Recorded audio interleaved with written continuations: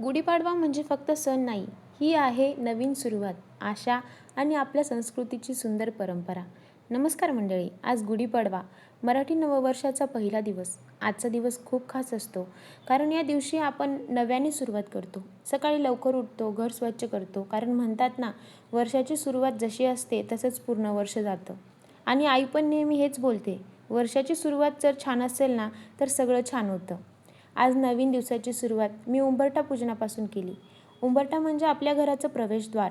म्हणून सगळ्यात आधी उंबरठा लेपन केलं आणि मग इथे हळद कुंकू लावून रांगोळी काढून फुलं ठेवून उंबरठा सुशोभित केला.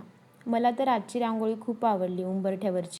उंबरठा पण छान दिसतोय. तुम्हाला आवडला का? कमेंट करून नक्की सांगा. आणि नंतर घराचा दरवाजा पण स्वच्छ करून घेतला आणि हळदीने स्वस्तिक काढली. म्हणतात की निगेटिव्हिटी बाहेर जाते. मी बऱ्याच रील्समध्ये बघितलं, तर म्हटलं मी पण करते. मागच्या वेळेस पण मी कुंकवाची काढली होती, तर ह्यावेळेस हळदीची काढली. आणि हा बघा माझा उंबरठा असा काहीसा दिसत होता. खूप छान वाटत होतं. रांगोळी सिंपल होती, पण मला छान वाटली. छान दिसत होता उंबरठा. तुम्हाला कसा वाटला कमेंट करून नक्की सांगा. नंतर घरातल्या देवघराची पण सफाई करून घेतली आणि देवघरातले देव पण धुतले आणि त्यांची पूजा वगैरे केली.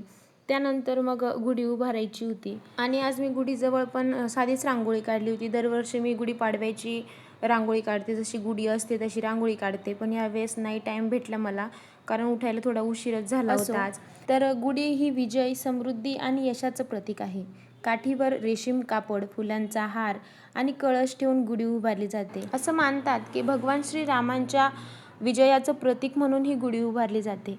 म्हणून हा सण आपल्याला नेहमी पुढे जाण्याची प्रेरणा देतो आणि असे सणच आपल्याला आपल्या संस्कृतीशी जोडून ठेवतात आणि घरात पण एक वेगळीच आनंदाचं वातावरण तयार असतं.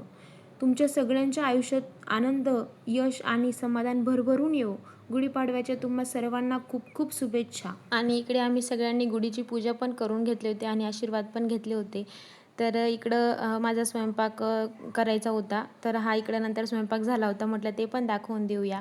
भेटूया नेक्स्ट व्लॉगमध्ये. तोपर्यंत बाय बाय. माझे व्लॉग कसे वाटतात कमेंट करून नक्की सांगा. सबस्क्राईब करायला विसरू नका.